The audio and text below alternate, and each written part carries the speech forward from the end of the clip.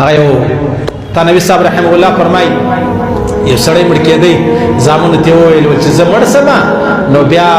زما پر ژره باندې څه سپین وړه چې دی هغه وړه مړه راواچوي الله وعده کړی سپین ژره سړی چې دی هغه زه معافوم زه معافي ورته کوم دی چې مړ سو رښتیا زامنو د هغه ورسره وکول بیا چې کله دی مړ سو بیا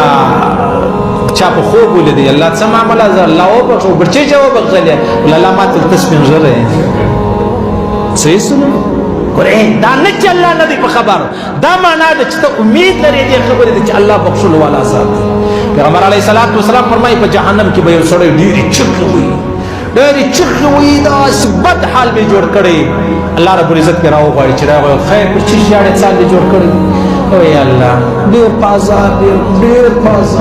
ډېر سخت په عذاب الله ورته فرمایي پلانې ګناه ستا په یاد ده او زما په یاد ده یا الله نو الله ورته فرمایي نو بیا خو نو خبره سوله بیا خو ما ته په دې وجې جهنم نه بیولې ته به بېرته جهنم لره ولاړ شي دی چې روان سي شاته ګوري بیا روان سي بیا شاته ګوري بیا الله راوغواړي ولې شاته ګورې نو خو ځان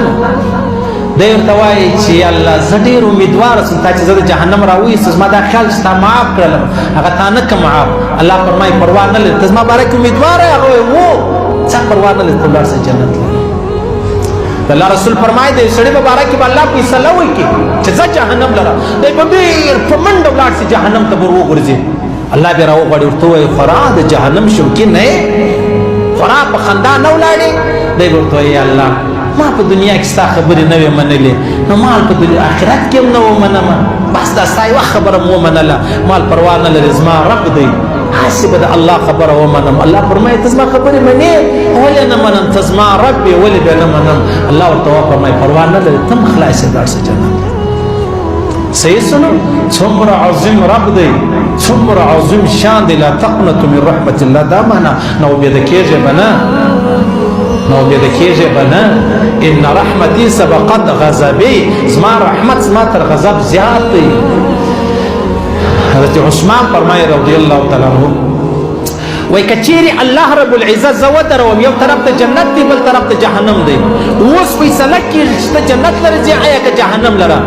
وای زما دا خوښه ده د فیصلې مخکې زه څه سمه زه یې ریسم فیصلې مخکې زه یې ریسم څه معلومه ده زما دونه ګناوې دي د هغه وجې پر ما فیصله د جهنم وسي ابو عبیده بن جراح فرمایي د الله رسول فرمایي په هر چا کې یو عیب راایستلی زه په ابو عبیده بن جراح کې نسم راایستلی دون عظیم شخص دی دا جنتي دی ابو عبیده فی الجنه صحیح سلوک نو دی وایي کاش زه